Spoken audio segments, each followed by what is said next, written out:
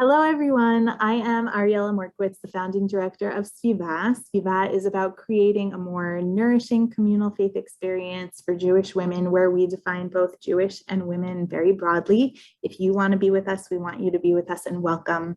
We love that we are multi-generational and diverse in our backgrounds and our affiliations, and we come together in support and celebration of women and our strengths, our unique perspectives, and our unique ways of contributing to the world. HerTorah is one of SVIVAH's programs that's directed by the fabulous Rabbi Elisa Sperling, dedicated to bringing a diverse group of women together over our shared foundational texts and finding our connections and discovering both one another and more about our Torah through our lived experience and what we glean from learning with and from one another. HerTorah is made possible by the incredible Rabbi Elisa Sperling, who brings her creativity and her passion and her thoughtfulness to how we can come together closer in community through Torah learning, which is amazing in and of itself. I get to thank Yeshivat Maharat for their partnership in elevating women's Torah scholarship and holding a high bar and standard for what it means to come together and learning with and from each other. And a huge thanks to the Aviv and Covenant Foundations for their faith in HerTorah to create a unique way of learning together in community. What we are doing this month of Elul in advance of these high holidays is a departure from our usual gatherings for HerTorah, where we come together yesteryear in person and over Zoom, where we came together in a fantastic room of women that were able to learn with each other and from such an amazing array of educators and scholars and leaders. But this month, since it's a hectic month leading up to these high holidays, and it's going to be Rosh Hashanah before we know it, while everybody is still hopefully either at the beach or, shopping for school supplies, either way, we figured that we would take this opportunity to highlight and showcase some of the fantastic Jewish leaders and scholars and thinkers that we know and bring them straight to you. So Rabbi Elisa and I are taking time to sit with and meet with some of these amazing thinkers and ask them how they're thinking about the high holidays this year. We are so glad to have you come and listen with us today. We hope that you'll listen to all of these amazing interviews that we have. If you take a minute and go to our website, svivah.org, and sign up for our mailing list, we'll make sure that they show up in your inbox. You can also follow us on Facebook and Instagram, and hopefully this will take you all the way through until Rosh Hashanah is upon us before we know it. Today, I am so excited and so grateful to have Rabbi Stacy Rigler here with us. Thank you so much for being here. First, a little bit about you, because you should be known. You're the Senior Program Manager for Jewish Education at the Foundation for Jewish Camp. And I love that the way that you describe your work is trying to figure out how to bring the magic of Jewishness at camp into our lives all year round. The fact that that's your day job sounds spectacular and also really challenging. But I love that you came to offer your thoughts today, and especially I'm particularly grateful because I know that we met through the Hartman Created Equal Fellowship, where I really loved being in a learning space with you that was dedicated to equity and thinking through our feminist values and really finding a kindred spirit in all of that. So thank you so much for being here today. I'm really, really grateful. Thank you for having me. I'm really happy to be here. You had nothing better to do in the middle of your ends of August, I'm sure. Well, I could clean up the camp laundry, but we'll leave that in the basement. What do you mean? Isn't it just supposed to stay there until next summer? That's not how it goes? Exactly. Okay, so I would love to jump right into it, and I would love to just pick your brain and ask you, how are you feeling about this concept of teshuvah this year? I think that I'm asking that question a lot to a lot of different folks, and everyone is wonderfully defining teshuvah in a very different way, and helping us think about what this month is as an opportunity leading up to the high holidays.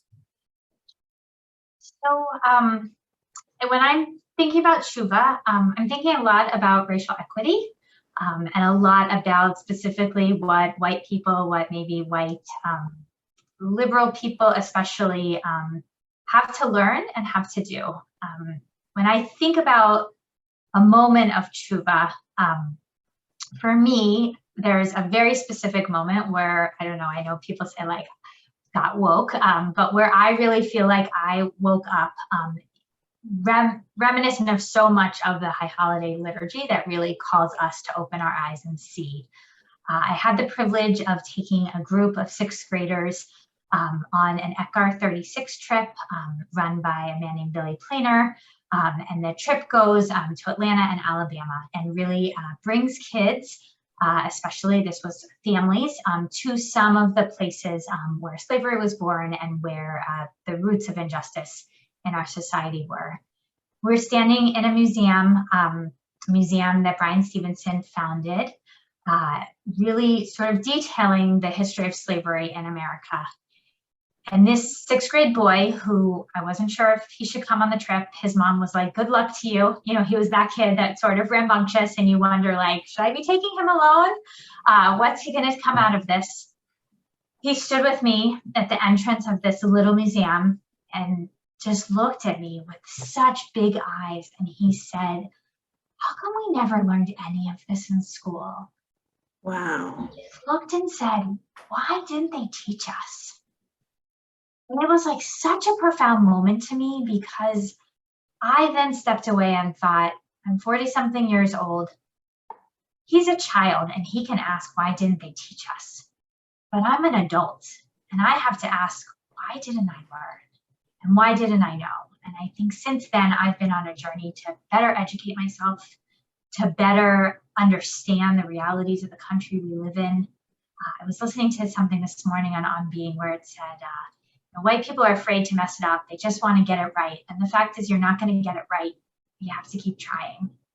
And so when I think about teshuvah, I think that most of the work that I feel I need to do personally, and maybe if I reflect on our country and our society, it really stems from the racial injustice that our country was born on.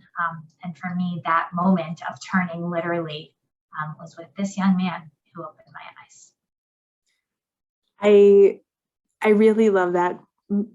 That message speaks so to my heart and so poignantly to this moment in time of like not worrying necessarily about getting it right, but never giving up and always continuously trying. I know personally the perfectionist in me that goes along with this whole narrative that I'm discovering myself.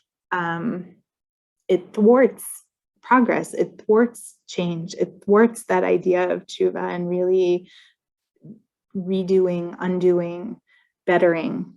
And that message of just not giving up and showing up to just try again is daunting, exhausting, and is the thing that is teshuvah. Yeah, I just, it's interesting. I think this idea of excellence and perfectionism, I don't know that we find them in our tradition. We excellence in relationships or in care for one another, but I think it's such a common striving, and it might not be the path we're supposed to be on. No, I think you're totally right. I think if we knew that if we tried it again and automatically that second time around it would be perfect, that teshuvah would be too easy almost, right? It's absolutely. It's that commitment to keep trying, even when you don't get it right over and over and over again. Man, where's that sixth grade boy now? I don't know, but I should check in on him. That's amazing. That's amazing. Out of the mouths of babes, right? 100%. On that note, what is, if you don't mind, sharing some tidbit of Torah that's either sustaining you this year or something that's top of mind that you're walking into Rosh Hashanah with this year? So I've been thinking a lot about Unatana Tokef, the prayer that really lays out what will be for the coming year. Because it's so scary and so real. And I know that people have a hard time with it. And for me, as someone who, I sometimes feel like clergy or people involved in congregations, because we know so many people, like it feels very honest. You know, I'm never surprised when something happens, because from serving the Jewish community for so many years, I sort of sense like these things are part of the typical year. And I've been thinking a lot about the phrase of that repentance, prayer, and tzedakah lessen God's decree, me'avarim. And that specific word, I've been really toying with, like, what is the root of that word, me'avarim? I believe that it's connected with the idea of passing. Like, I think it's the same root as Ivrit, Hebrew. And so thinking about, like, it's not a lessening of judgment, like when I give my son a punishment and then he's really good, and so then he gets electronics back, 2 days earlier than he was supposed to. It's an enabling somebody to pass through the decree a little easier. And that's what I'm thinking about, that we're now, 18 months into some really challenging times. I think the most challenging time that many of us have lived through, certainly as a community. And so thinking about, like, what is it about repentance, prayer, and tzedakah? I think for me, when I think about teshuvah, I think about being the person who you want to be. And so this time, you and I have talked about this, has allowed for a lot of reflection. And if you are the person you want to be, then when something tragic or catastrophic or traumatic happens, maybe you have more resources to deal with it, because you're not living with regret. You're not panicked over who you're not. I don't know. I think about tefillah, or prayer, and I think about the power of a regular habit and a communal habit, and how when there are challenges, having routines to stick through and having people who are with you just as part of your regular routine make those things possible, because you're not lost, right? It's like you're still going through those same motions. And that, to me, is what having a regular prayer life is about. Yeah. And then I think about tzedakah, about, the commandment that no matter how little you have to give to somebody else, that you're literally not allowed to lock yourself up in your house and say, woe is me. You still have to think about somebody else has woes also. And so these are really, for a very ancient prayer, these three things I think can really help us make sense of our world and deal with whatever's coming. Because I know a lot of us are feeling like, oh my goodness, this again, like this COVID high holidays again, this anxiety again, this in limbo again. And here we have a blueprint that's lasted hundreds of years. And so I think that's the Torah that's sticking with me. That's amazing. And that's going to stick with me. The whole prayer of Unatana Tokef terrified me last year. And the whole idea of who shall live, who shall die, who shall be ill, who shall be healed. It's just, it was so real in ways that collectively and individually, so many of us never had to navigate before. And I love this framing of just easing us through, not a fix, because I think thank you Delta or whatever we want to call it, that hope that things would be better miraculously this time around, and we'd be in a very different place. That disappointment is really real this year. And the idea of not necessarily fixing or undoing, but easing. And I mean, just who I am, who SVIVAH is, the idea of having so many of those elements be about being with one another, being in community with one another, being responsible to one another. I love that. That's really, really powerful and beautiful and reassuring. You know, in some ways, it's like these ancient coping strategies. And when you read the literature in psychology, like routines, giving to other people, like those are all huge indicators of people's happiness in life, no matter what the actual challenges are that they're going through. And it's never ceases to amaze me how our tradition really gives us these gifts. Pay attention to them. That's amazing. Thank you. That if I have a piece of paper to stick with me in my prayer book for Rosh Hashanah, that's going in there. That's special. Thank you. Thank you so much. Always so great to talk to you and be part of this really sacred community. I am so lucky. This is the best, and I love all of the amazing women that we get to interact with and meet, and those who share the wisdom that they've culled through the lives that they lead. It's phenomenal, and I think that for me, this interview series of getting to spend time with so many phenomenal Jewish leaders like yourself, it's a chance to lift up and amplify you who lift us up all year round, and you guys have had your work cut out for you and then some.